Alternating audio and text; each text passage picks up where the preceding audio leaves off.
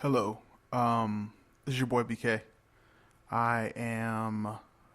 It's normally when we finish up talking, we may expound a little bit, do a little planning for the upcoming week recording. However, the past couple of podcasts, in the wake of the All Eyez on Me Tupac film, I've been kind of passionate about my thoughts about how that film was promoted, developed, and released for human consumption. And it's been a complicated. It's kind of put me in a different headspace mentally, and feeling that Derreck and I got into some conversation after Nate had to go. He had some work stuff he had to do, and so Derreck and I kept talking, and apparently I was recording on my end. And Derreck, in his own way, kind of was like, oh, people need to hear this. I'm not that type of dude. Anyone who knows me knows that I'm not the type of guy to think that my thoughts are of any consequence to anyone else or of any help to anyone else. I say what I have to say, and I kind of stand on my own too. So for whatever it's worth, Derreck twisted my arm and convinced me to kind of put this on out there, even though I didn't really. It was always supposed to be a conversation between two men. So if you feel what's going on right now, that's great. If you're not feeling it, that's cool too. Let's get on with it. My whole thing is that you have to realize that if we're going to get anywhere in our culture, in order for us to get anywhere in film as black people, as black artists, as black tastemakers, if we want to get anywhere, we have to play ball at an evolved pace. And what I mean by that is, like, think about where film started out. Wasn't any film being made at 1776? Not really. You know what I'm saying? Like the technology wasn't there yet. Nothing was. So we wait. A lot of things were. So we wait. Yeah. So we have to wait until like the 1900s for people to move out to California and start building studios and start making silent film before any talkies were made. And a lot of crap films were made back then. And then when talkies got made, you know, think about what stars we talk about from that period of time. You got Buster Keaton and you got Charlie Chaplin, and that's pretty much it. Oh. All right. It wasn't like you had like. There wasn't no Oscars because you had like two people making. We didn't have any Clark Gables yet. Gregory Peck. So film started. You know, it took time for Bela film Lugosi. to get to becoming a true art form and not just this thing to do. And for companies to realize, hey, there's money to be made in this medium on the silver screen. It's people who really understood what film was. Is it was an opportunity to own real estate in a different dimension. You know, yes, that screen that we show film on exists in Atlanta, Georgia, for example. But think about how many films you show on that screen from week to week, month to month, year to year. That's real estate that is transferable. You know what I'm saying? And no one will ever be able to stake claim on the blank white sheet of reflective material. Okay, so the internet is similar to that now. So as black people, if we want to be able to compete, we have to realize and accept, first and foremost, yes, we have not been free for as long as we think. We've been free. Wait a minute, but the Civil War and all that, right? We've been free since 1865, right? Think about this for a second. That's what everybody says. Think about this for a second. No, think about this for a second, though. Like, my mom was born into a world where Martin Luther King was still going on, and 2 years after she was born, he was dead. Okay? This man died fighting for our rights. Think about me being your mom was born at a time where she still had to drink from a separate water fountain from somebody that was white. Thank you. So let's be real about it. We have only separate bathroom. We've only been economically free and been able to really compete on an even playing field for maybe the last 40 years, okay, in truth, okay? And there's tons of people who will say this and will back that up. You know what I'm saying? And my point is that McDonald's, we can't build the next McDonald's because that's been bought up already. If you watch I mean, have you seen the founder with Michael Keaton? You mentioned it on the Playaway podcast. You mentioned how it parallels to. Is it every week? Is it all I'm gonna say DVD, Blu-ray, Netflix? Where is it right now? Man, just listen. I'm just telling you, you need to listen to it. Oh, all right. And the founder, Michael Keaton, right? If you watch the founder, you'll see how appropriation, how hard it is to it's how hard. Well, I guess you could say appropriation. Okay, that's a word that's been thrown around a lot, and I have a hard time wanting to use it because when you say it, it throws the conversation in the wrong place. But let's say appropriation. Okay. At least economic. Okay, in terms of viability of a product, McDonald's pretty much invented fast food. All right. And the men who invented fast food don't even own McDonald's anymore. Okay? The man who invented the idea of fast food franchises owns McDonald's. That's the world. That's the difference between rich and wealth. Well, no, that's not the difference between rich and wealth, because the man who stole the idea was pretty much a carpetbagger. He was not a vacuum salesman, but he was pretty much a door-to-door. I'm saying right now, though, compared to I'm saying this is how the marketplace that we are in is cutthroat, and education is what put Ray A. Kroc over. This man understood sales. He understood the adoption rate of consumers to understanding product lines and product services. The guys who created McDonald's just wanted to make hamburgers faster. These people didn't understand, this man is like, y'all totally got this all wrong. This ain't about hamburgers. This is about the process. This is about dependability. Convenience. This is about convenience. This is about being able to get everything down to science and then being able to sell that off to other people who want the American dream. That's what franchising is about. Franchises in different places push product. But that's been done already. We already got McDonald's gave birth to the idea of Burger King, and then Burger King gave have it your way. Yep. KFC with and then you got Wendy's. Taco Bell. There is no more fast food. Black people ain't gonna be able to compete. We're going to have to get that up. So what else can we do? Well, can we beat Google and all? Nah, because in the 80s we didn't even have our first. You got to think about this. I'm like the first generation in my family that even got to go to college. You know what I'm saying? So you got black people, we still learning about quasars and the stars, and the ladies who are documented on Hidden Figures. They're still just trying to get a seat at the table to even help with the nuclear codes and the launching of NASA's space program and things like that. And we're not economically competing yet. We're still not there yet. So in the meantime, while black people are still coming along, Apple comes along, and then IBM, and IBM comes and goes. Apple, Microsoft, name a company that was started and they've come and gone. Then we get to like the 80s and 90s, and now we got a beautiful woman like Oprah Winfrey, who's educated. She's finally made it through the process. She's finally made it through where she got an opportunity to compete. And now that's what she's able to do. And then we get somebody like Biggie and Tupac, but then they get knocked out. But then Jay-Z learns from their lessons. And now Jay-Z's coming up. And then Beyonce comes up. And now we got people who are coming, and guess what? They're competing in a marketplace that is not bound by real estate. Remember, go back to McDonald's. McDonald's is bound by real estate. Yes? Absolutely, of course. You only have the areas where you can build it. So if we don't have that access to real estate, you know how black people is, we going to make something out of nothing. So what we do, remember that silver screen I told you about. Remember that the movie is that white reflective screen is the last real estate. So what do black people say? Okay, well then here comes the television. All right, yeah, you might own the television, but eventually you're going to need somebody to be on that mug. And that's what Oprah does. Oprah uses her real estate piece of time, the time she rents, and she grows that 30-minute to an hour time slot into a empire. Okay, a legitimate empire.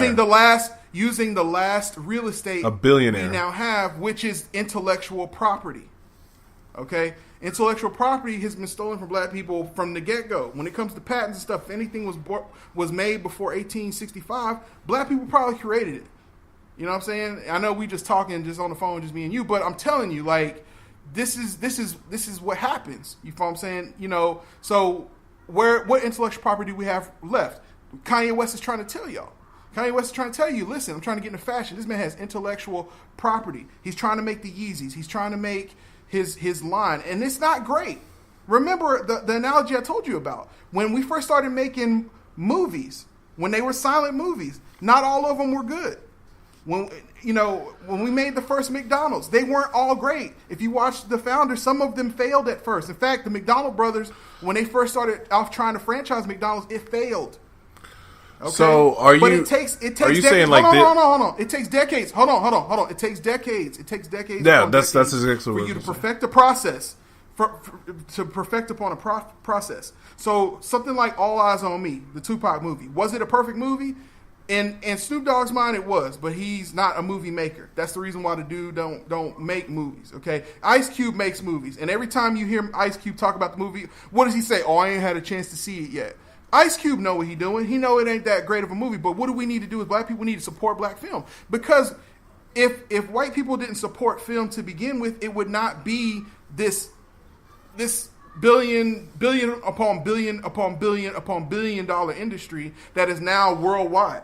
Okay, you have to support it so that we can get past the beginning crappy type movies and get on to the good stuff. We ain't gonna never get to Star Wars if we get caught up on American Graffiti. You follow what I'm saying? So we need to support black film. We need to support black film, and at the same time hold it accountable for what it is and what it's not. Was the Tupac movie what it should have been? No, hell no. But was it an okay film? It was all right. And we're going to support that film just like we supported Spider-Man 1. Because was Spider-Man 1 all that great? Not really when you think about it. Was Spider-Man 3 good? Hell no. But now Spider-Man can relive, and he got the Amazing Spider-Man. Was that good? No. But now we at it again with Tom Holland. It's the third iteration. Why can't Tupac do the same thing? We got to support the intellectual property so that the intellectual property can live on to when black people can make better film. All right? But if we don't support it, guess what's going to happen? No resources. A white director going to be like, white director going to say, a white studio is going to be like, let's go get John Singleton, let's go get Ice Cube, let's get all these motherfuckers together and let's make the right film. Exactly. They'll make sure it gets made right. Black people, we gotta stop doing this coon stuff, bro. Like, we gotta get past it. We need to start supporting each other while also holding ourselves accountable. Exactly. Yes, tell people that educate the movie needs ourselves. work, but support it. Transformers. Think about how many Transformers movies have been made and it's terrible, bro. Well, and they support that movie. People support that movie. We need to learn how to support our people, support people like Kanye West, but hold them accountable for their ideas. Is the man an evil genius? Not evil. He's a genius for sure. But is he? Yeah. But is he a genius is still a genius. A genius is still a genius. Exactly. You get what I'm trying to say, man. So like, I got you, man. Like you said before, man. We talked about it before, man. The difference between good and evil. It's even been said in movies. It's just their agendas. The difference between a hero and a villain is just his agendas. But we let people like Kanye West get completely. In fact, when Kanye was doing the Zayn interview, he even said, he was like, I think he even said that I'm gonna end up on a show where people are not. They're gonna silence me. They're gonna silence this. They're not gonna let what I say. All they're gonna hear is the crazy stuff I say when I talk loud. And he even talks about how he has to work on the way he talks. His delivery is not right. You know what I'm saying? It's like hearing rock music at 11. You know what I'm saying? It'll blow your eardrums out. But if you play it at the right volume, you'll realize, oh man, this is Mick Jagger. We need to sign this dude. So Kanye West's ideas is very similar to that. He has to learn how to edit himself while he's talking so that the audio is right where it needs to be. You know what I'm saying? So people can understand what he's saying. And I don't know, man. Being a black man who is trying to build stuff in a place where there's not a lot of real estate available to create ideas, it's hard. You know, I come from a family that don't really have much. You know what I'm saying?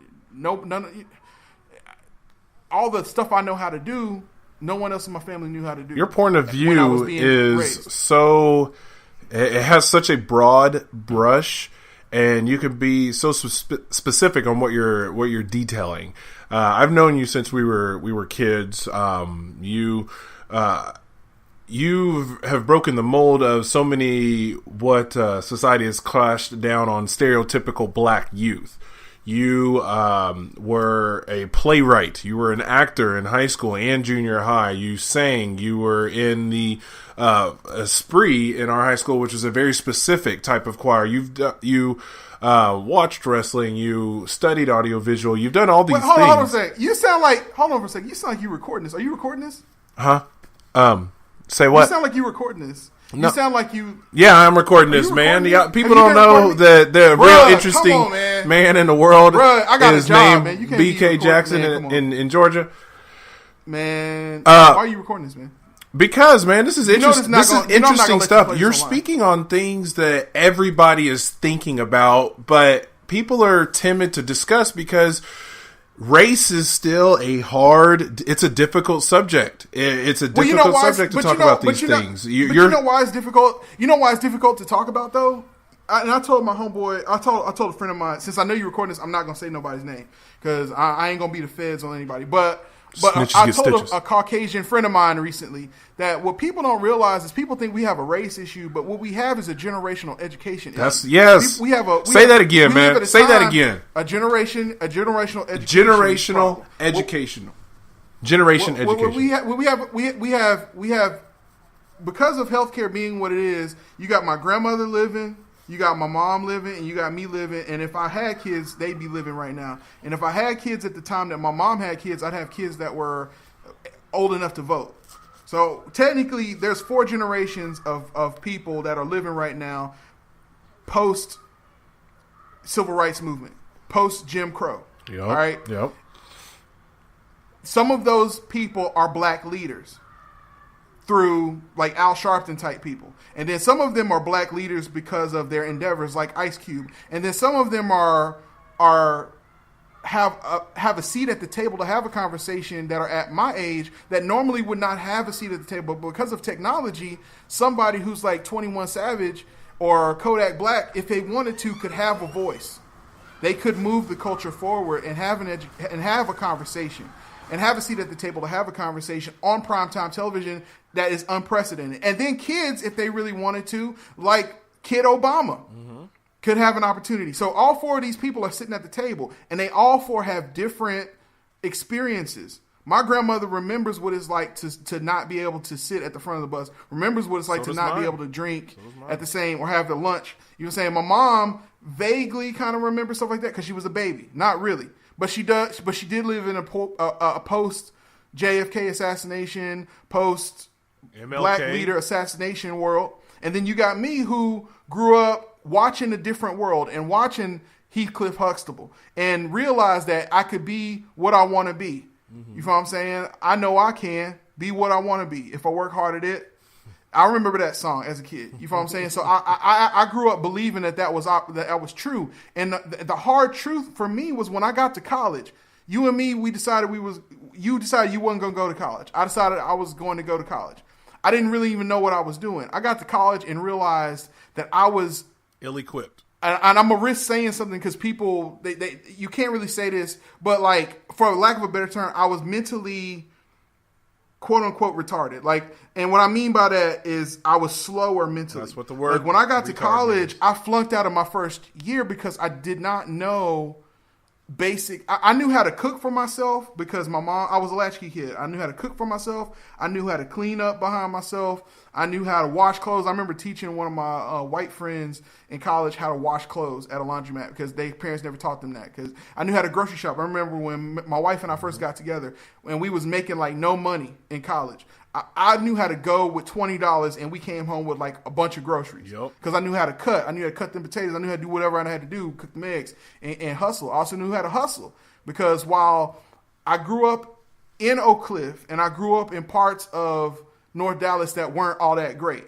No, you know what I'm saying? We went to school, while we went to school with people who were well off, we also went to school with people who were pimps and prostitutes and strippers and drug dealers. Yes. And a lot of, and still school are. Class. You know what I'm saying? I'm not going to snitch on anybody, but just because I came out and made something of my life don't mean I don't come from that. It's just I was just never down with that. I had a praying grandmother. My grandmother kept me in the church. My grandmother kept me near things. And while I'm not necessarily the biggest believer in all of the church type stuff that's going on in religion, because that's a different conversation, the truth is she gave me a really good foundation. He said, no, you're not going to do that. You're going to stay over here. You're going to go to school and you're going to come home. And if you have extra time after school, then you're going to go to work. So I went to school.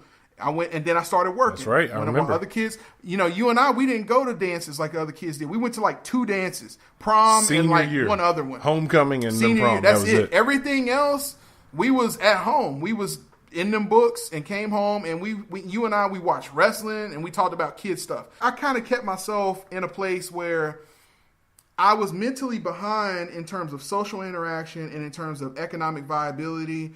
I remember having so much scholarship money and blowing through my scholarship money because I didn't know that you were supposed to get that Pell Grant and you took that money, you're supposed to put it in an account and live off of it. Yeah, exactly. You know what I'm saying? So my point in all of that is education kept me from being as successful as I could have been. All right? That is happening at the same time that we have Al Sharpton, at the same time that we have Young Thug, at the same time that we have Ice Cube. We have to understand that there are levels of power. We learned around the time of the world wars that physical power was the first level of power. The second level of power is monetarily, and the third level of power is education and wisdom. Okay, that's right.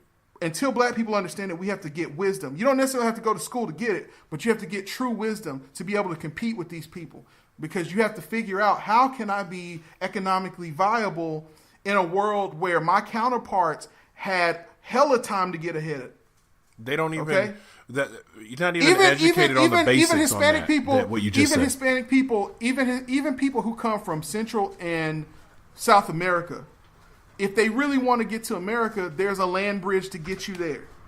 Africa, ain't no land bridge to walk across. Nope. Okay, so there's a viability and there's a foundation that other races in America had that blacks that African American slavery descent blacks did not have. And we as a culture, as a people in America, have to understand that and swallow that and just accept it and stop arguing over it. Because that's where the misunderstanding and the problems between black police, black people, white people, all of this shit starts at, we let you go after having a crazy head start. Exactly. And we're really sorry for that. And there's nothing we can do that can take back. The bell has been rung. We cannot unring it. That's right, man. And when you say head start, and at the same time, be honest and say, and I'm not willing to give you no hands up either, because I want to keep my ends. I want to keep the generations of money. I'm Warren Buffett. I ain't giving. Yes, I had a head start. I appreciate it, but them is just the breaks. The thing is, when you say head start, it's not only a head start. It's a head start in a race that's already been won. You know what I mean? As you stated earlier, McDonald's. There will never be another McDonald's. Starbucks is the closest thing to put in comparison to McDonald's.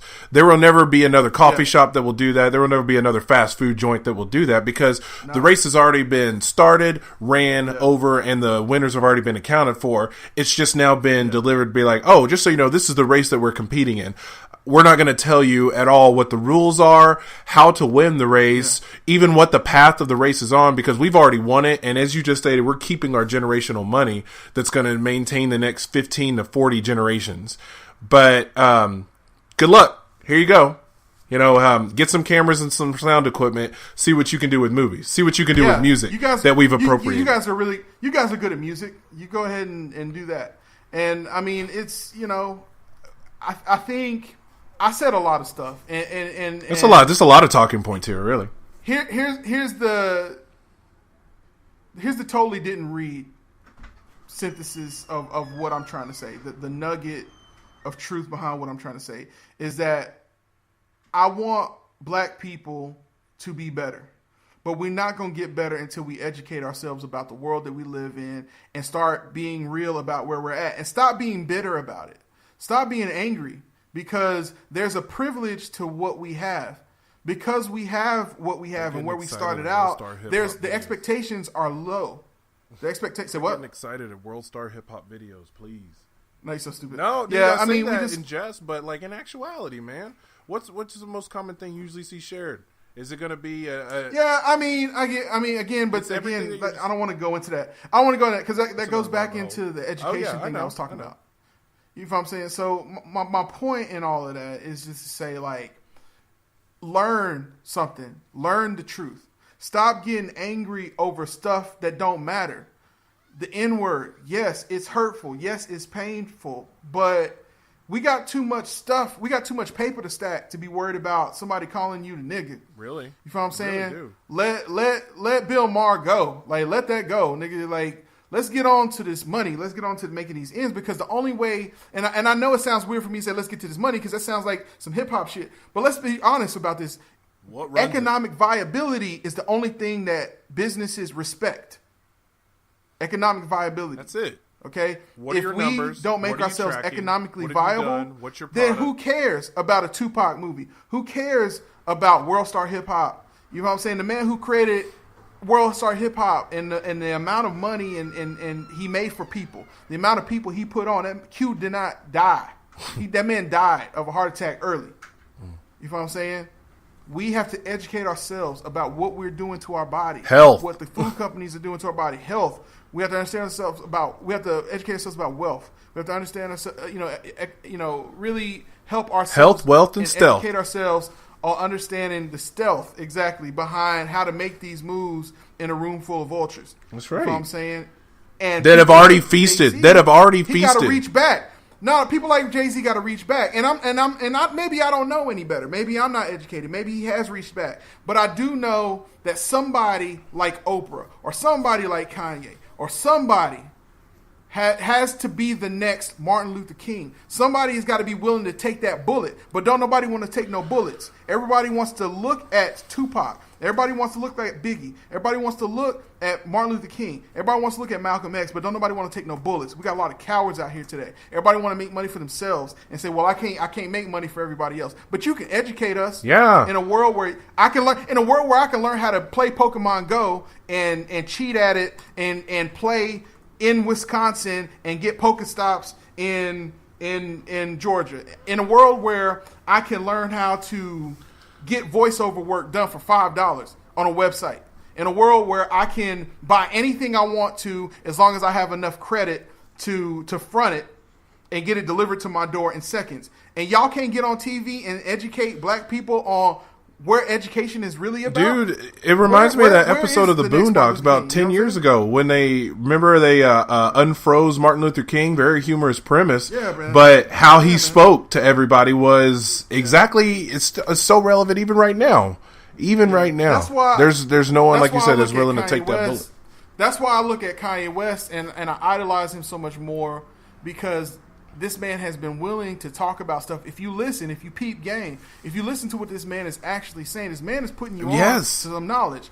2 Chainz. I sent you that video about 2 Chainz. And that was so good. Is working, while that man is working in a medium that is more about lifestyle and culture in terms of music and brand, but the man, he drops gems about how you should treat anything that you are passionate about. That's what we need to teach young black kids, is how to treat something that you care about, how to cultivate talent, how to cultivate economic viability. It does not happen in a single generation. It's generational wealth that we have to build. That's right. Okay. And we're not talking about like the entitled one, let my dad pay for everything wealth. We're talking about building better classes of people, not just separated by class. I am talking about that I am talking about that kind of wealth, because that kind of wealth got our president voted in. Well, when I say that type of wealth, I mean game, bro.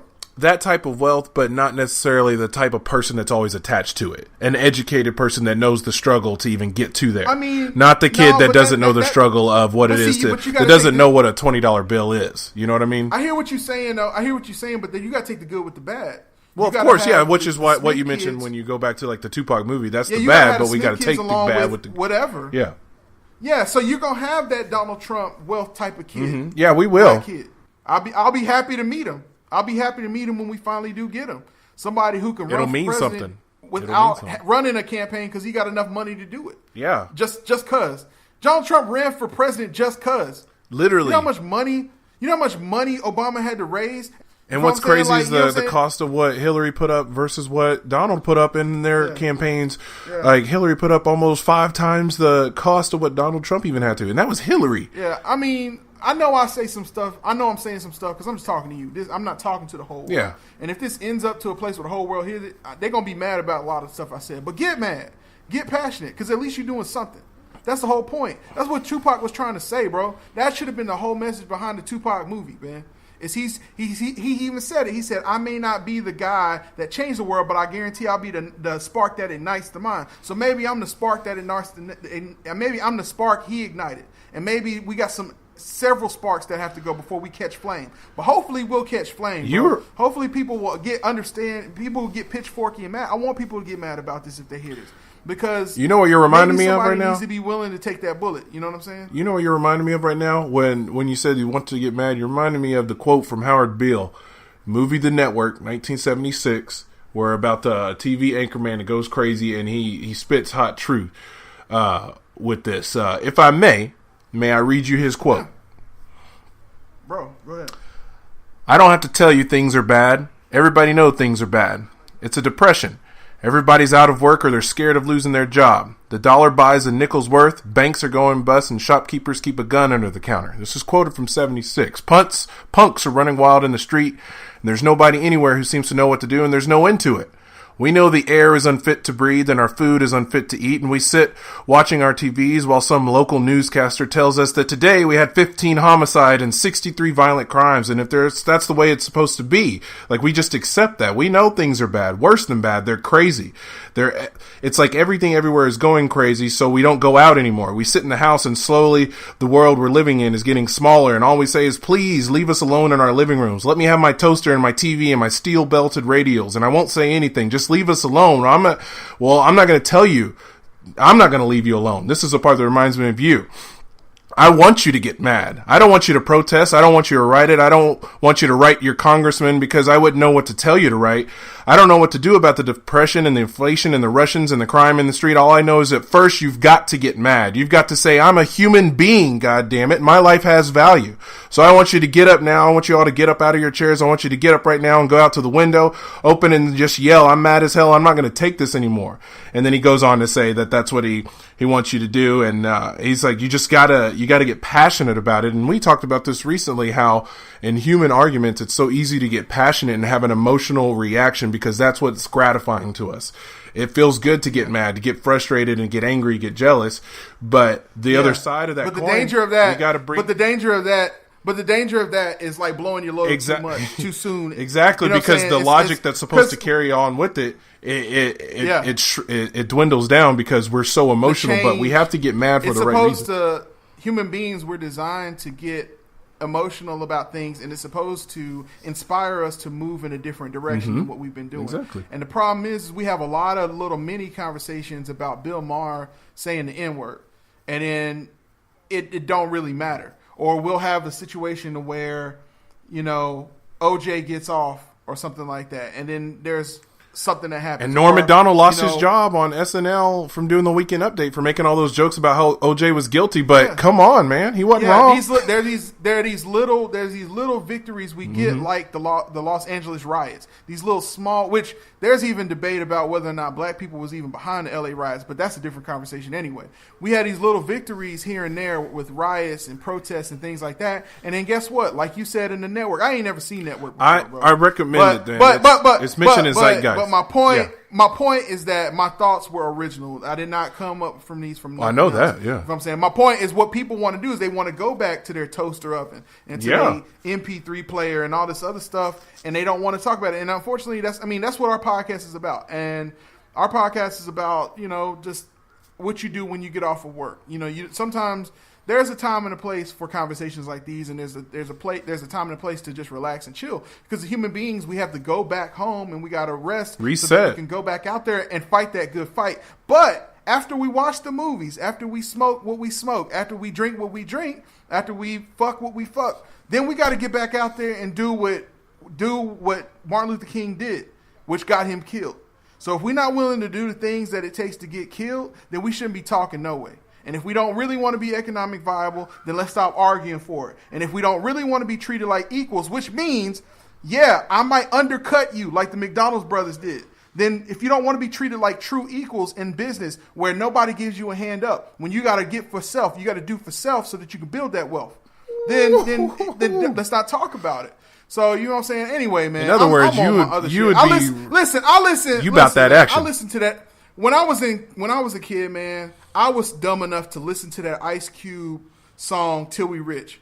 That is who I am as a person. That song, you play that song, that is my personality. You know what I'm saying? There's a lot of stuff that Ice Cube said in that song that don't nobody listen to. And it just upsets me because I can't change this world by myself. That's right. You know what I'm saying? So I'm going to keep having these conversations in quiet rooms with my friends of different races. You know what I'm saying? You know, and we're going to keep it moving. You know what I'm saying? We're going to do what we can. We're going to try to change one mind, each one reach one. But for those people who have the millions, who don't have the limitations that I have, who overcame generational poverty, who overcame whatever it may have been that held them back, the people who overcame that, you do have a responsibility. That's right. I'm not necessarily the most spiritual person, man. I'm just not. I'm not. Religion does not have a capital. Religion does not have capital over morality. That's right. And morality is something that we don't talk about. We talk about it on its base level, which is don't cuss or don't do this or don't do that because you might get fired or people might think you a hoe or this is. But morality also is about doing for others before you do for yourself. And if you've done for yourself for so long and you good, it's time for do to other people. Tupac was talking about that. That's one thing that made it into that movie. Changes? Or maybe it didn't. Maybe I saw that in an old interview. Because Tupac said, I don't understand how people can be having a good Christmas on one part of the country and then somebody else don't have no presents under the tree. I lived in one of them families. You know what I'm saying? Yeah, I do have a friend named Cheddar Bob who got his arm. Papa Doc is not going to murk you tonight. Man, I need to stop. I feel like I'm preaching, man. Like it's just man, it's all right. But, United Church. Yeah, I'm just. That's the reason why I wanted to talk about the Tupac movie in depth because, and I see why y'all stopped me because this is a 35-minute conversation. But yeah, but I'm glad we had it, man. This is something. But the long story longer. What people need to understand, long story longer for sure, is that you needed to see the Tupac movie and you needed to support the Tupac movie because it was an opportunity, it was a chance to make history. It's just a tab. And instead, we chose to treat it like it was a box office marketing opportunity, and that's it. And that's all it'll ever be. And that's not what it is. Because you can't change it. In your opinion. In your humble opinion. No. And that's what Tupac wanted us to start a revolution. Revolution don't mean shoot people in the street. It doesn't. Okay? It starts between the ears. It's about, yeah, exactly, man. It's talking about thought. Think, drop, and peak. How many times in your life, if you look back, because hindsight is always, of course, as we know, say it with me now, 2020. How many times in your life when you look back, you'd be like, man, if I had taken 5 seconds to think, and with how intelligent you are specifically, if I had taken 5 seconds just to think on this situation, I could have handled myself better.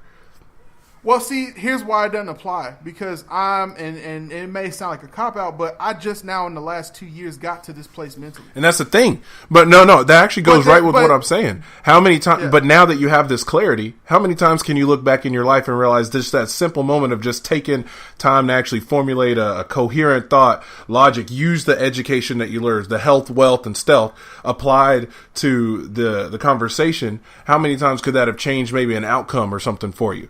But even so, even without that, you've still got to be where you're at right now. You know what I'm saying? Yeah, absolutely. And I mean, you bring up a good point. And what my point is behind that is, yes, in this particular situation, it is what it is. But there have been revolutionaries over time. Like I said, Tupac was one of them. He was. I agree with you on that. But for whatever reason, and I don't know that man's life, and I can't speak on it. But from what I can see. Okay, and my grandmother used to always say, believe half of what you hear and half what you see. But from what I see, which is only half the story, and he sparked thought, and that's great. and those things are gonna come because what comes after the we thought? Don't always know. But in the meantime, we also had Oprah, we had Jay-Z, we had Beyonce. So where they at? They ain't get shot. No, they ain't dead. I'm pretty sure here's the thing, man. They're falling under the third category, man. They got the health and wealth, but they're flying under the radar, man. We're in the public spotlight and rich, but not really working on. As you stated so long, if someone has a microphone, what are they choosing to say with it, man? Are we club thumping or actually mob deep in it? Which, speak of the devil. Hey, man. Ain't no halfway. Speak of the devil, man. R.I.P. Prodigy. It's halfway crook. Oh yeah, absolutely. No such thing as halfway crooks, man. That's right, man. But anyway, man, I gotta get out. I know, man. This is impromptu, but I'm gonna send you this, okay? Thanks for listening to the Player Way podcast, recorded in a single take from Los Angeles, California, Dallas, Texas, and Atlanta, Georgia, by Nathan Peterson, Derek Lewis, and BK Jackson. Our opening theme is titled Bound by Ricky Remedy, courtesy of Elysian Records, and our closing theme is titled Coconut King Diaries by Xander, spelled Zahnder. You can find this music by both Ricky Remedy and Xander, and many more tracks on SoundCloud. And remember, no matter what choices you make or paths you follow, just make sure you do it the player way. See you next week.